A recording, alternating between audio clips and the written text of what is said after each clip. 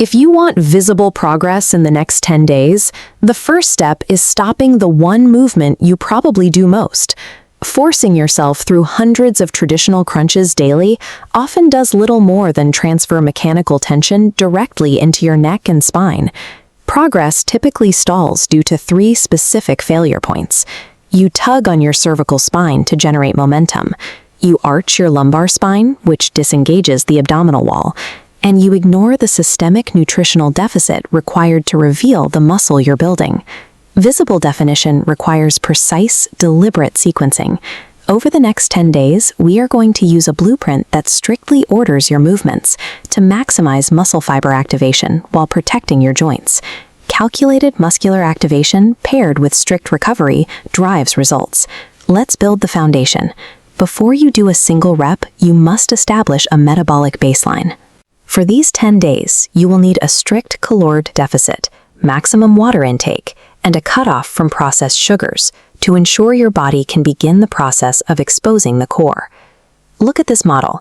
This corset-like muscle wrapping the midsection is the transverse abdominis. To activate it, follow one rigid rule. Pin your lower back to the floor.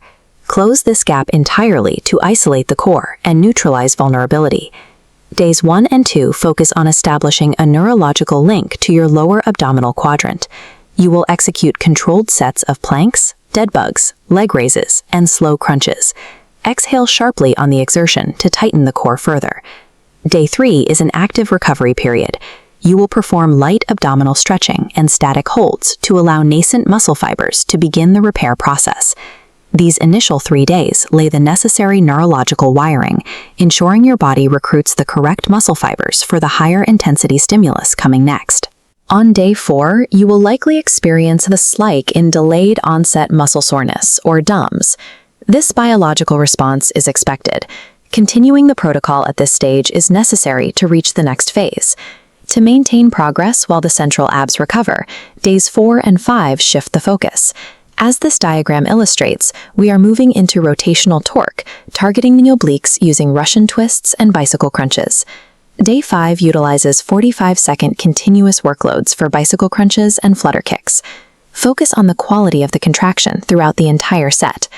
Day 6 requires complete muscular rest and high fluid intake to flush accumulated lactic acid from your tissues. Pushing past the day 4 soreness proves you have transitioned from basic muscle activation toward genuine muscular endurance. Day 7 escalates the demand with jackknives and V-ups. These compound movements simultaneously tax both your upper and lower abdominal quadrants. Day 8 layers in cardiovascular stress to accelerate systemic fat oxidation. You will integrate high-tempo Spider-Man planks and mountain climbers, forcing your heart rate up while maintaining core stability. The critical constraint for day 8 is your pelvic tilt. Maintain rigidly depressed hips. If your hips hike up, your lower back absorbs the impact. Keep them locked down. Day 9 is structured as a core hit circuit. 40 seconds of maximum effort, immediately followed by 20 seconds of strict rest. This leads to the day 10 climax, a 5-minute AMRAP, as many rounds as possible, looping crunches, leg raises, and twists without a pause. Sustaining a continuous contraction loop for 5 unbroken minutes creates a high metabolic demand. Your body will recruit every available fiber to maintain the workload. The day 10 AMRAP serves as a measurable diagnostic test of the total structural adaptation achieved over the past week and a half. Completing the protocol establishes the foundation for a fortified core structure and corrected spinal posture.